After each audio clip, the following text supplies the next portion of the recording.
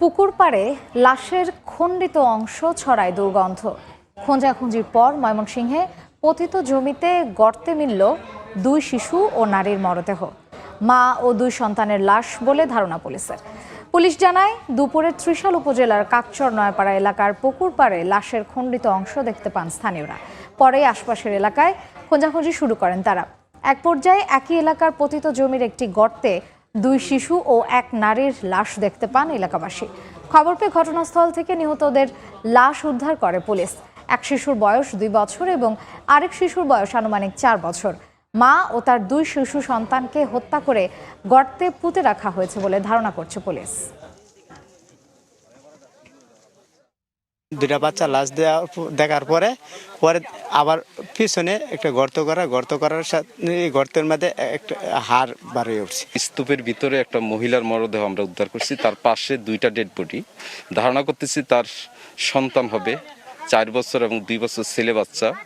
আর বাকি বডিটা ডিকম্পোস্ট হয়েছে, সপ্তাহখানিক আগের ঘটনা আমরা ডাউট করতেছি। দুইটা ডেড বডি বাচ্চাদের ডিকম্পোস্ট হয়ে গেছে, পাশাপাশি ওদের হাতের কবজি আমরা আঙ্গুলগুলি পাইনি। বাচ্চার মহিলার যে একটা ডেড বডি আছেন, ওই ডেড বডিটা মাথাটা নিচে থাকার কারণে ওনারও ডিকম্পোস্ট হয়ে গেছে, হাতগুলি একদম পচে গেছে, মাংস খসে পড়ে যাচ্ছে।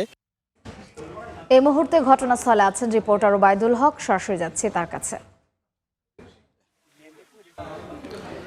একসঙ্গে 3টি মরদেহ উদ্ধারের ঘটনায় এলাকায় কিন্তু ব্যাপক চাঞ্চল্যের সৃষ্টি হয়েছে, যেমন তেমনি এলাকায় কিন্তু ব্যাপক আতঙ্ক ছড়িয়ে পড়েছে।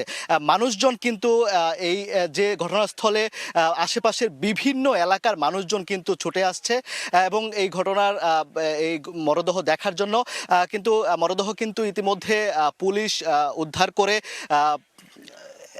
তারা ময়নাতদন্তের জন্য ময়মনসিংহ মেডিকেল কলেজ হাসপাতালে নিয়ে যাচ্ছে। আমি যদি একটু বিস্তারিত জানাই, যে পুলিশ যেটি আমাদেরকে জানিয়েছে যে দুপুর 2টা থেকে 2:30টার দিকে তারা খবর পায় যে এই যে কাকচর নয়াপাড়া এলাকার একটি পতিত জমিতে দুটি শিশুর, একজনের বয়স 2 বছর আর একজনের 4 বছর, দুটি শিশুর মরদেহ স্থানীয়রা দেখতে পেয়ে পুলিশকে খবর দেয়। আসলে এই যে দুটি শিশু রয়েছে, সেই দুটি শিশুকে কিন্তু গর্ত থেকে কুকুর এবং শিয়াল তারা টেনে ওই গর্ত থেকে বের করেছে। এরপরে এখানে দুর্গন্ধ ছড়িয়ে পড়লে কিন্তু স্থানীয়রা পুলিশকে খবর দেয় এবং পুলিশ এসে ঠিক ওই মরদেহ দুটির ঠিক পেছনে পুকুর পাড়ে আরও একটি গর্ত থেকে একটি হাত দেখতে পায় এবং সেই হাতের সূত্র ধরে আরেকটি গর্ত থেকে ওই নারীর মরদেহ উদ্ধার করে।